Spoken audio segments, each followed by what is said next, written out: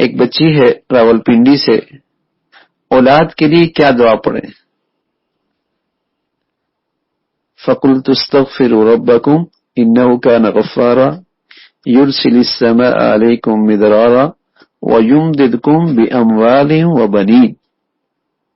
حسن بصری تھے، ایک صاحب آئے اور انہوں نے عرض کیا کہ دعا کی آپ کوئی ایسا عمل بتائیں کہ قحط سالی بہت ہے، بارشیں ہو جائیں۔ آپ نے اس سے کہا استغفار کریں۔ کچھ عرصے کے بعد کوئی اور شخص آیا، رزق کی بہت تنگی ہے، معاشی طور پہ بڑی پریشانی ہے، کوئی وظیفہ بتائیں۔ آپ نے کہا استغفار کریں۔ کچھ عرصے کے بعد کوئی اور آیا، کہا اولاد نہیں ہو رہی، کوئی وظیفہ بتائیں۔ آپ نے فرمایا استغفار کریں۔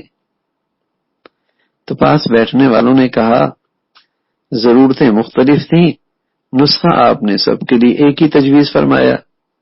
فرمایا اللہ نے قرآن میں فرمایا ہے اور نوح علیہ الصلوۃ والسلام کا تذکرہ ہے، آپ نے یہی فرمایا کہ استغفار کرو، رحمت کی بارشیں ہوں گی اور اللہ رب العزت غلے میں اور باغات میں ترقی اور اضافہ فرمائیں گے اور اللہ تعالیٰ اولاد عطا فرمائیں گے۔ تو بس اللہ تعالیٰ سے استغفار کی کثرت کر۔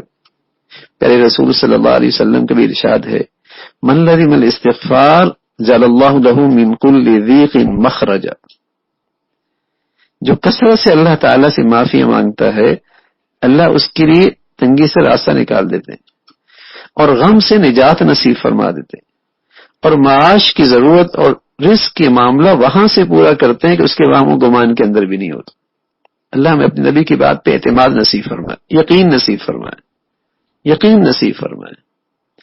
اور معافی دل کی کیفیت کا نام ہے، سچی ندامت کے ساتھ، تو انشاءاللہ اس کی تاثیر ہوگی۔